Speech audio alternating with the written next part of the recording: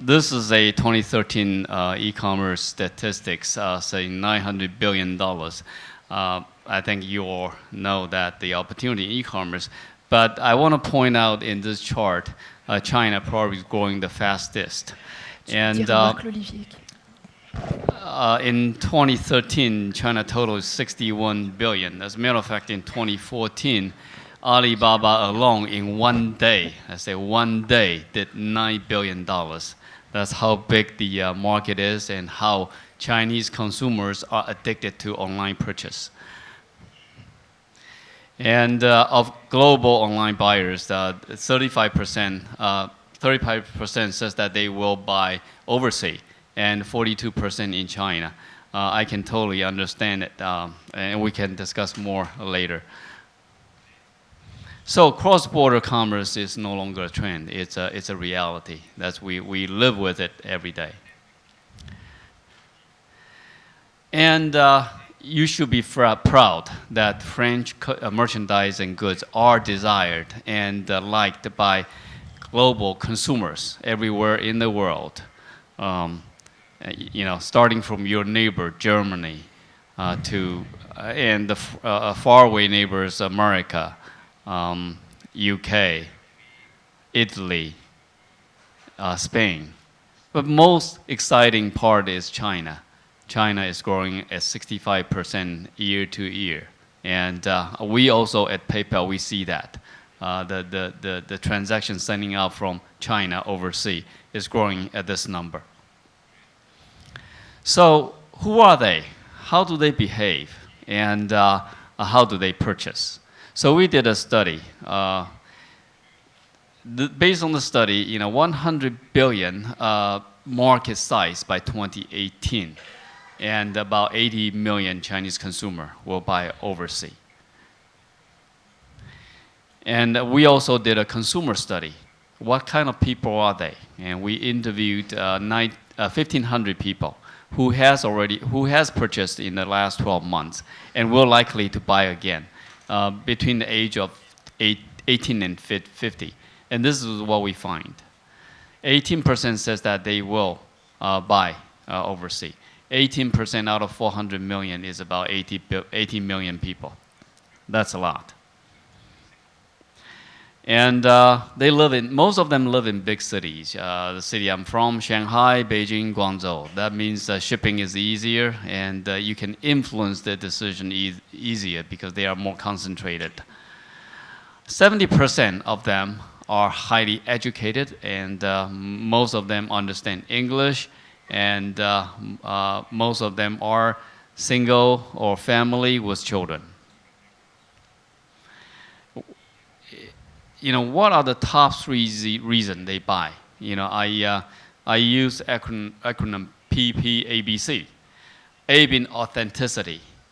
B being brand. French merchant, you have many well-known brands in France. And choice. They are not limited to the choice of Chinese merchants, but they can buy all over the world. The other 2 reasons I say P and P is price and protection. I guess you may wonder why price.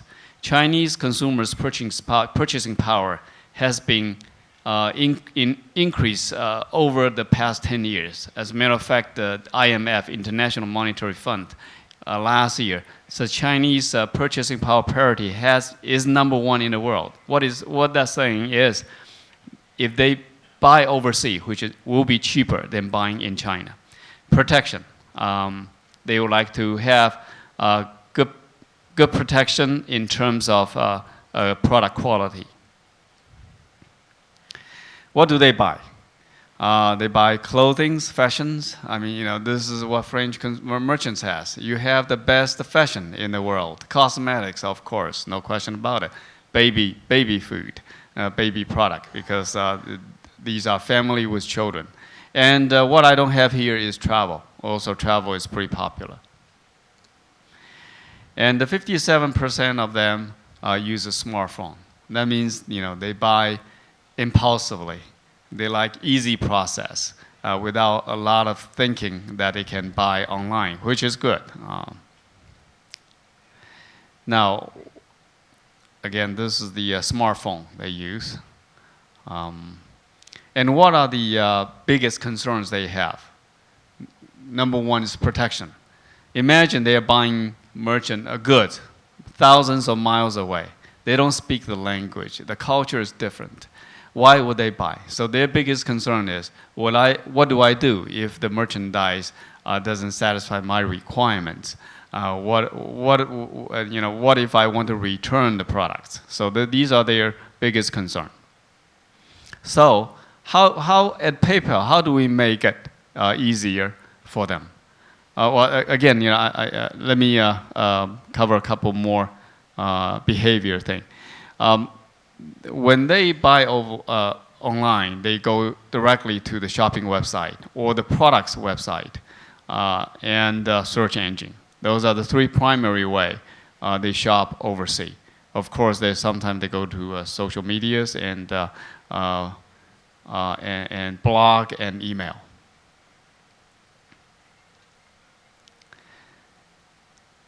And they like to, when they buy merchandise overseas, they like to show off.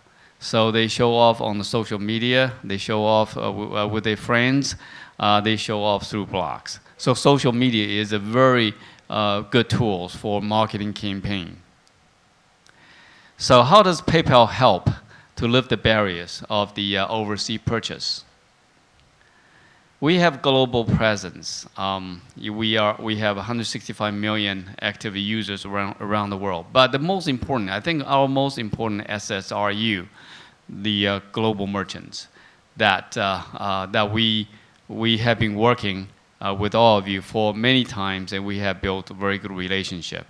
And we are in many, many countries, 203 countries and 100 different currencies. In PayPal China Connect, what does that mean? We work with the largest network in China called China UnionPay. They have nearly 5 billion cardholders.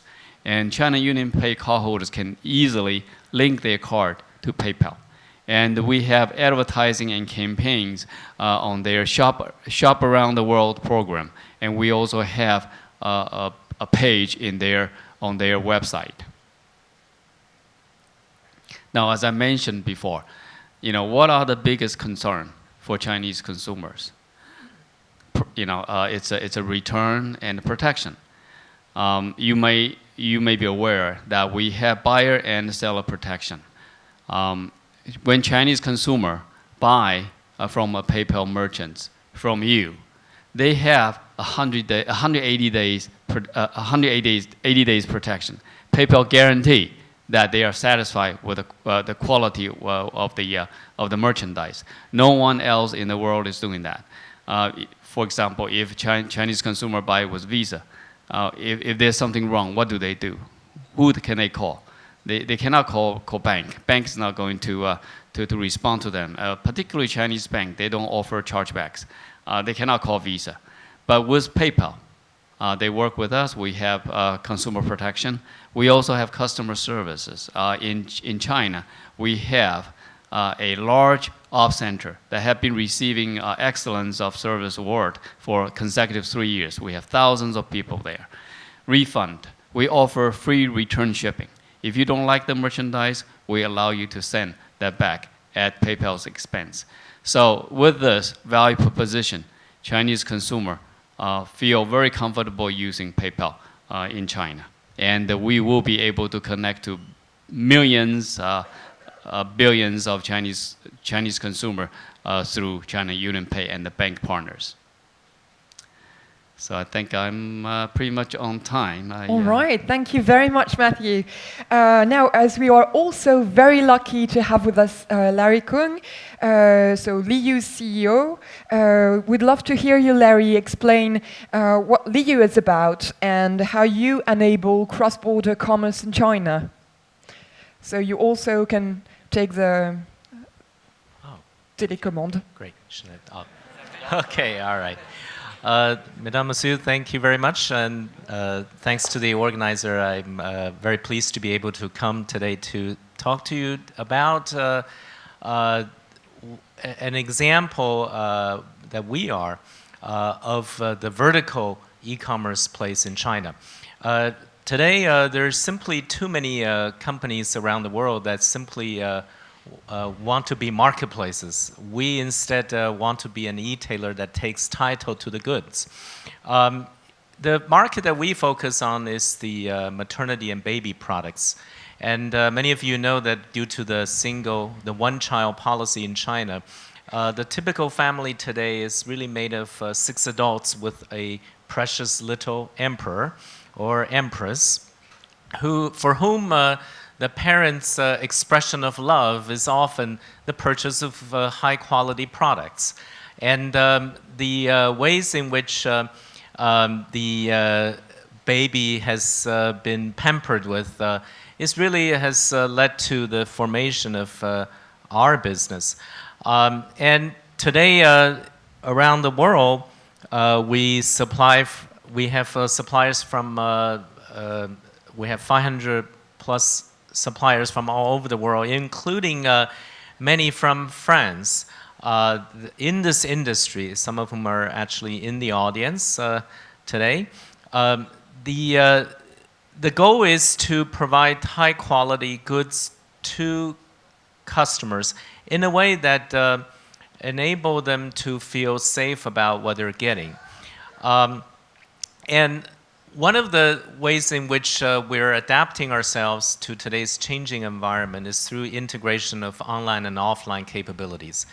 And before I get into the details, I just want to say that 16 years ago when Leyou was founded, we were a pure e-commerce company.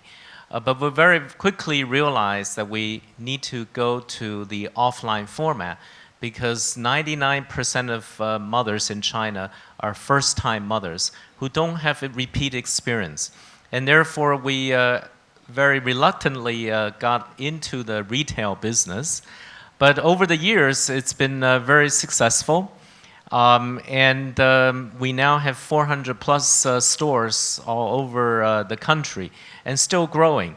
And we believe that China really needs more improved or internet enhanced retailers than e-commerce, than pure e-commerce. Because in China, there are a lot of counterfeits, a lot of fake products, and consumers really don't have trust in the brands unless they can feel and touch, especially in our industry.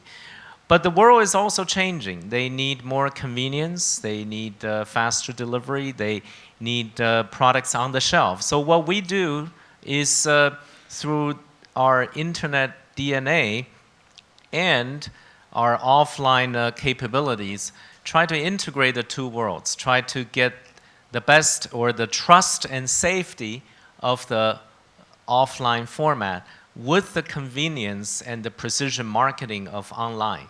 And over the years, we have retrofitted all of our stores with Wi-Fi capabilities. We've developed our own apps so that customers can download these apps easily in our stores or on their own.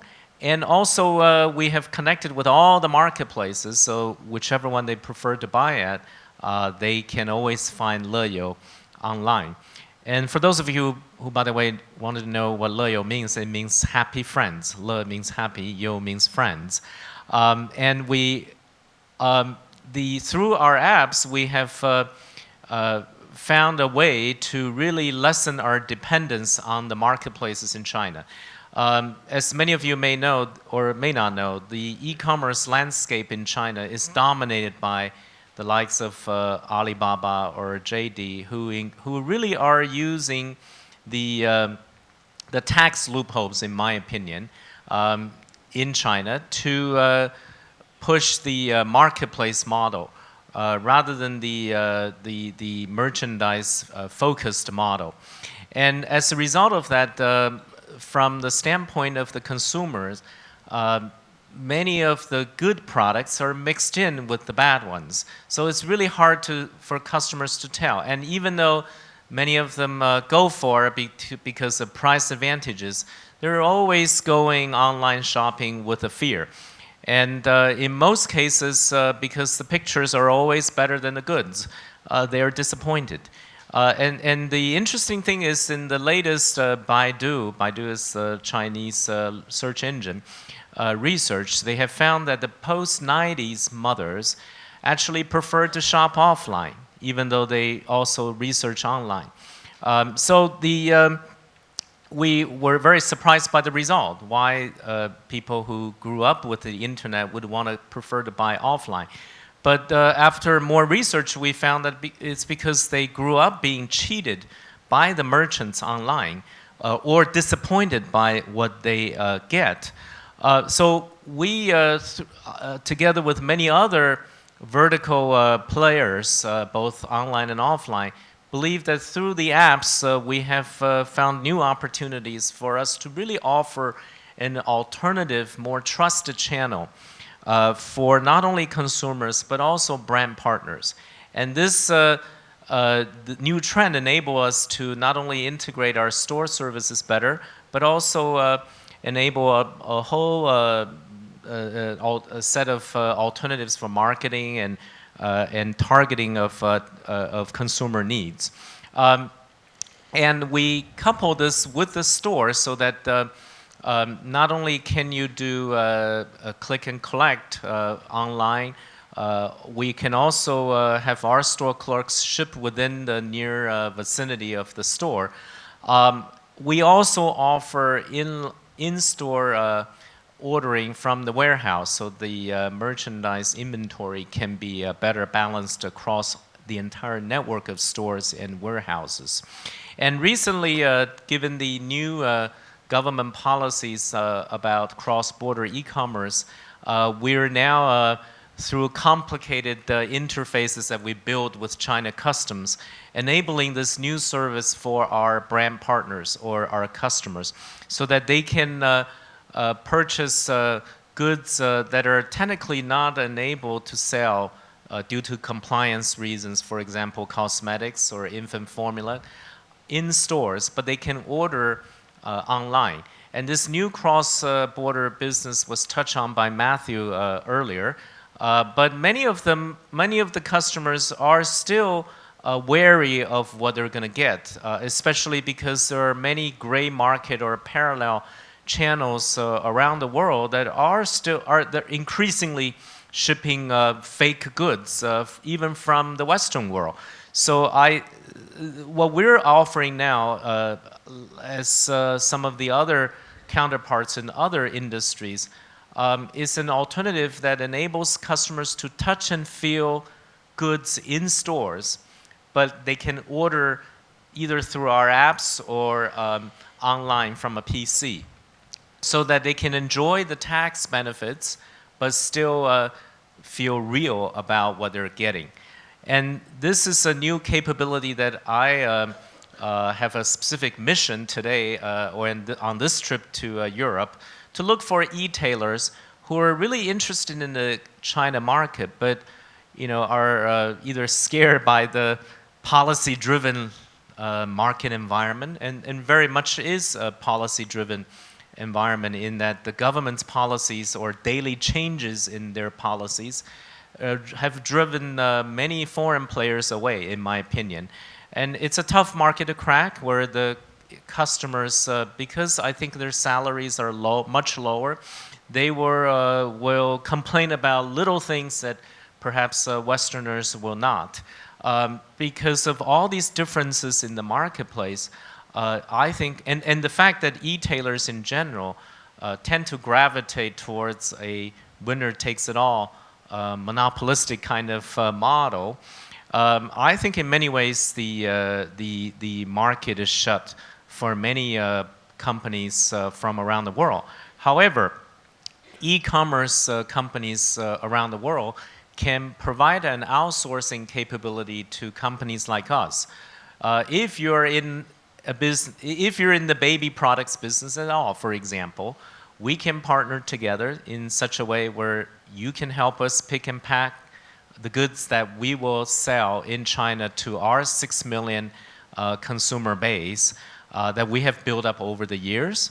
And then together share in this huge market that's coming into place, mainly driven by the government's policy to reduce export or the trade deficit and try to increase import into China, but also provide a way for brands, I think, that don't just rely on marketplaces that just want to trash your pricing, but work with a company that's got physical presence and understand how to build brand with pricing protection. So there are new ways of doing business in China through the cross-border e-commerce model, but there are also ways in which you can lessen your reliance on a marketplace that's pure price-driven, that doesn't care necessarily about what brands care about. In our business, this is a business I founded with my wife because of our own daughter's needs for better products from around the world. When we moved to China 21 years ago, when I was sent by Cisco, the American company, to build the internet in China. And after a number of years of operating a pure e-commerce company, I felt that it was very important that we have physical presences. So we have actually gone the other way, going from internet offline to build a mortar business that combines with the click business. And this is the kind of partners that you can find in China nowadays. That's internet enabled, but it's got physical presence around the country. Thank you for your attention. Thank you very much. So you both made China appear very attractive, except that the Chinese e-commerce market is highly competitive, dominated by a handful of very big players, marketplaces, that's right, but still very big players. And in a word, the Chinese e-commerce market is saturated. So maybe it was very promising 5 years ago, but for French and foreign brands and retailers, isn't it a waste of time and resources to try to enter the Chinese e-commerce market now? Shouldn't they focus on other areas? I'm thinking Southeast Asia, for instance, which has been a bit overshadowed by China, but where there is a true gold rush for e-commerce right now. So is China still a good, should they try their luck there? Either of you, maybe Matthew? Larry? I'll just go for it first. I think with the billion consumers on the rise, it is a market that you should not ignore. However, there are really many ways to get to Rome, and there are many ways to get to China. Being an American based in China for 21 years, I know the difficulty of doing business away from the country. You've got to be there to really understand the changes, and many of them, the changes are driven by government policies. So the key is to really look for partners, I think, that can help you. Marketplaces are fundamentally monopolies that are very difficult to work with. I work with all the monopolies that you can name in your hands. And they're extremely difficult. They're worse than the government. I often joke that it's Prime Minister Jack Ma that's walking out now. You know, his policies change daily without informing anyone. Even the government's policies are more transparent. So that's Alibaba's founder. And so I think there are ways to work with other players in the industry, in your industry, that's more relevant to what you're doing. And because of the competitiveness of the environment, there are choices, which I think is good. I understand what you say about Alibaba's platforms and Alibaba being a monopoly, but it's difficult to do business and not be in business with the monopoly. So as Tmall maybe represents, I don't know, 50% of B2C e-commerce in China, it seems like an inescapable point of entry for China. So take a French brand or retailer that wants to enter the Chinese market. Isn't it the right first step to first go on Tmall and open a shop there to test the waters, and then afterwards see if it's worth it to localize a business in China or to work with a Chinese partner? Isn't Tmall the first obvious step? Tmall is not the first step all the time. You can do many things. You can do many things. It's not China is not Tmall, and for example, you can use. I like what you say about the stores. And sorry, normally I must speak in Chinese with them, but it's in English. Please keep it in English. Yeah. No, but the stores, you can use the stores to create a base of users, and then after go really online. For example, with WeChat, you talked a lot about Chinese e-commerce, but I don't know if everybody is aware here that you have nothing that we do have in Europe or US, in China. Like you don't have Facebook, you don't have Twitter, you don't have Amazon, you don't have anything like that, and you have a great firewall and a big government. So you need to localize, and your localization is not all the time the same, but Tmall is not all the time a good option, and verticalized marketplaces, are also a good option. So how do you help businesses localize in China, and what does it entail? For example, we help them to understand what is a new product page for China. There is a lot of e-commerce here. A product page on Tmall, because even if Tmall is not the solution, habits are also coming and are built from these big marketplaces. So the eighth of a product page on Tmall could be like 2 meters. When you print it, it's 2 meters with more than 50 product pictures. Like when you have in your e-commerce website 5 pictures, and that's enough. Because there is one thing that is really important, it's trust. You say trust. I think in China there is something that say trust worth more than gold. Something like that. So you need to see the product, you need to see that it's not a fake one, you need to see that there is a label, you need to see that even the package you will have, you need to see all. And so the copy and paste will never work. If you want to copy and paste your product page in China, it will never work. If you want to come with your marketing plan like that said, okay, I will invest this amount of money in the search engine, for example, and I will invest this on this one because, for example, you have Baidu, but 2.5 years ago, Chiru came with Haozu, now it's Haozu. So it's a search engine that take 10% of market share, I'll do a caricature, in one night. It's the only country in the world where a search engine can take 10% of market share in one night, kind of. And so you need to adapt all the time and to be, I used to say, strategically tactical. To not have a plan in 3 years, but to adapt to this market that is, you have the fierce competition in the world, and it's moving faster than anywhere else. And my last example is WeChat. When I arrived in China, I saw people talking like this on their phone. And so I said, why are they doing this? And so it was WeChat. And WeChat was 20 million users at that time. It's now 560 million users. And it's a payment. It's e-commerce. I mean, there is 28 million stores on WeChat. Little ones, but still.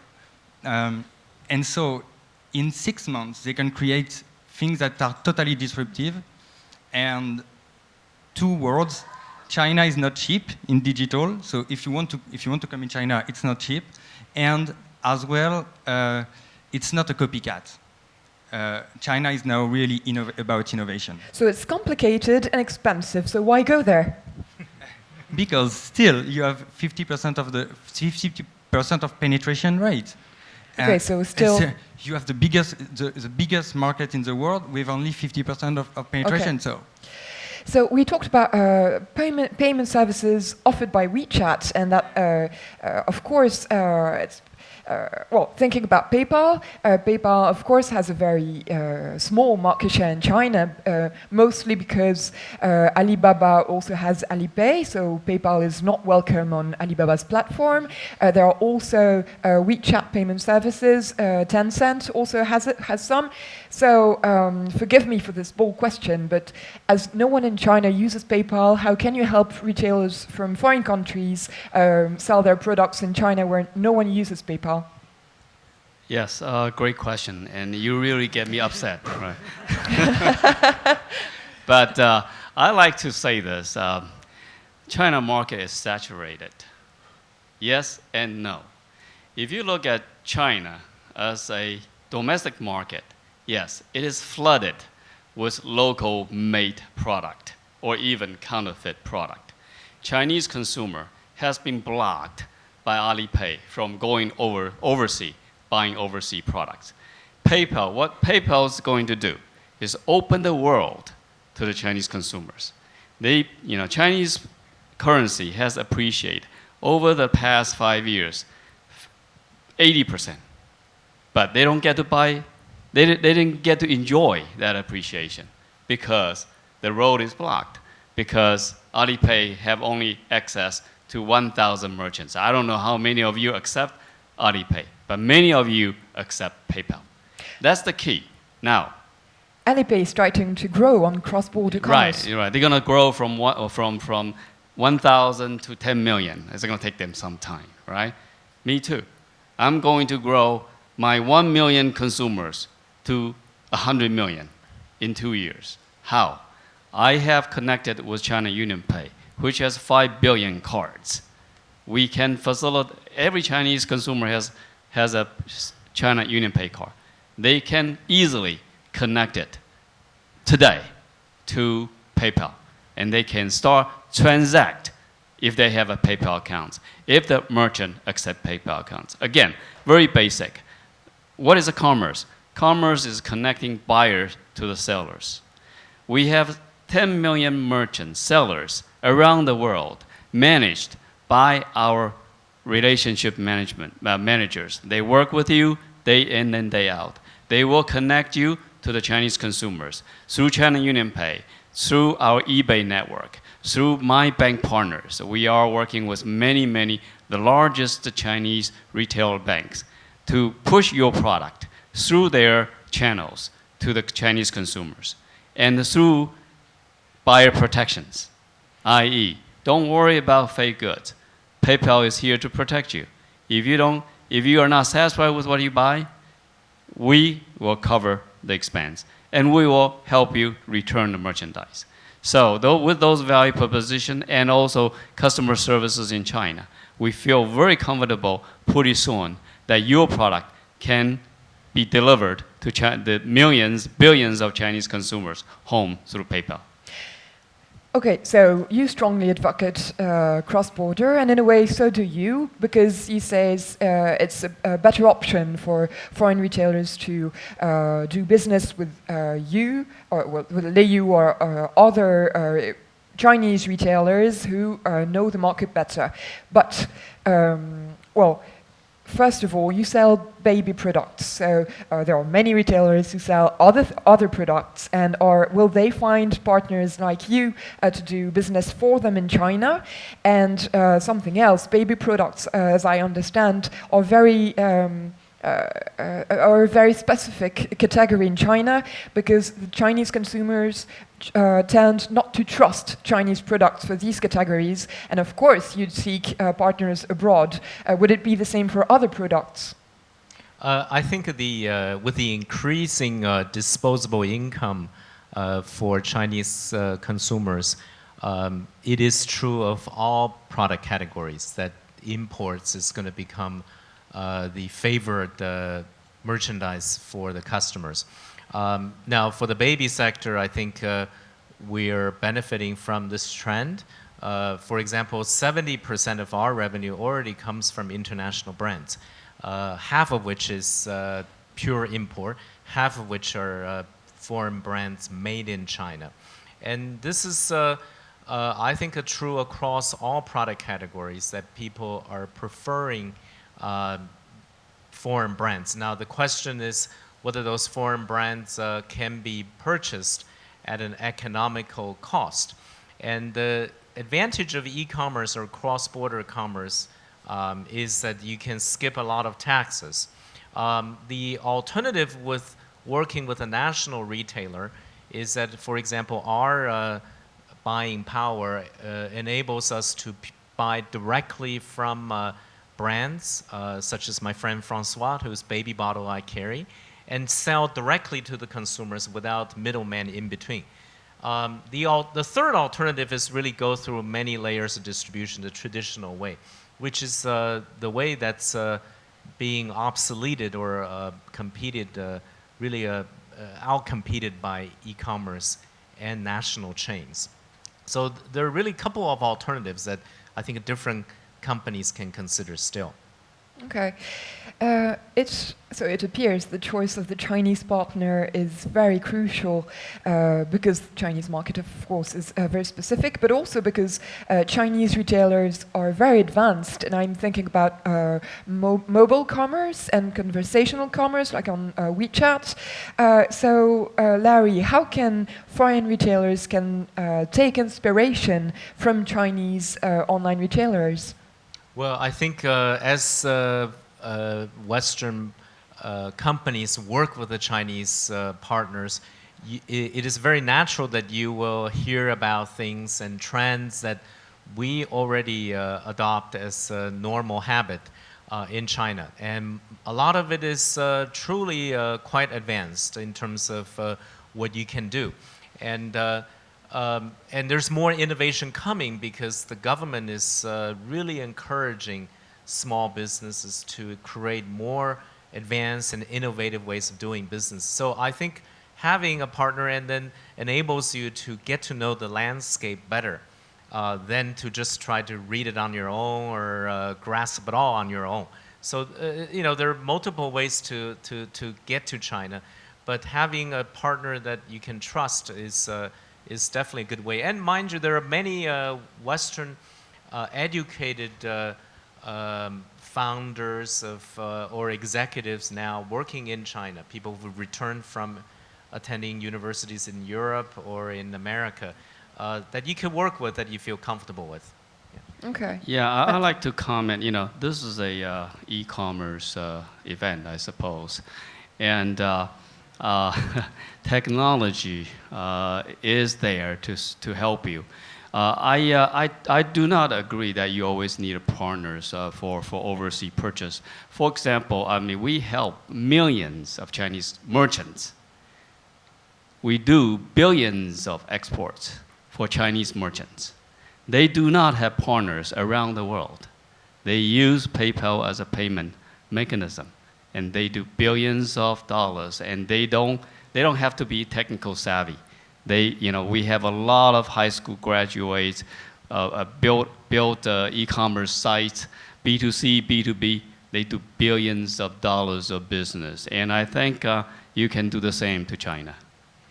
Arnaud, well, your agency precisely helps brands and retailers localize in China. So you build their strategy with them. You wonder if the brand is good for the market. So what's your take on this? For sure, the first thing is what you want to do in China. Do you want just to have a little bit of P&L more, or to sell a little bit more with this new country, and then you could like use cross-border, or maybe I would say only cross-border, or do you want to establish your brand in China in long term? And then I think you can maybe test with cross-border, and you need to operate locally at some point. And it's, from my point of view, it's if you want to go really to be there in 20 years in China, you need to invest locally with local people, also to understand how to move maybe a little bit your product to adapt to this country that is so specific. Also the copy and paste could be a little bit different in product. For example, in textile, you will not have the same sizes. It's just obvious, but it's normal. And so based on what you want to do, you will choose to localize or not. And if you localize, after you will decide if you do Tmall, not Tmall. For example, the Tmall stuff, do you want to be on the 11/11 like trend? As you said, it's $9 billion, $9 billion a day, but it's also based on 50% like reductions. So you will destroy your margin also. that day. So you will do 60% maybe of your turnover with margins that are, you will give money to Tmall and to Chinese customers. So this is the strategy. We used to say that at the end of the day, it's Tmall that is a winner. And it's kind of true. So we need to decide, and it's based, for me, what do you want to do in long term? Larry? I think there are really two kinds of companies that we need to look at different strategies for. There are the brands, and then there are the e-tailers. For brand companies, I think there are really multiple ways of skin the cat. And I disagree with Matthew about the partnering point, because I think for many years, the West is what the Chinese aspire to. So they actually learn a lot about the Western world and try to accommodate to the Western world. And therefore, a marketplace or platform services can be what the Chinese merchants use to access the world. But the other way around is not true. I actually think that most foreigners know less about China than what Chinese know about the world. Because of the asymmetry in wealth, in the established order and ways of doing business. And therefore going to China is going to represent a much more difficult psychological change, as it was for me. That's true. Yeah. Now, for e-tailers, it's always been difficult to work with other retailers around the world. I mean, a cross-border for e-tailer and retailer, it's never been easy. However, in China, retailers have traditionally run as a concession stand business and not really merchandise focused. So suddenly, this new cross-border business enables companies around the world, e-tailers or retailers, to partner with these landlords, really, to potentially sell your merchandise through their physical store. So there are new opportunities, I think, that are unique for the Chinese retail landscape that I think aren't available elsewhere. Yeah, can I conclude that, I to some extent agree and disagree with you. I'll give you a few examples of our merchants. We have merchants in Australia, in Germany. Their sales, without a partner, just through PayPal, they double, triple, 10 times of their sales. They including drugstores, selling health food, including German coffee machines. They've been very, very successful in selling to China. Chinese consumer, again, I said they're looking for choices, multiple choices. They don't want to be the same as others. They want to have protection.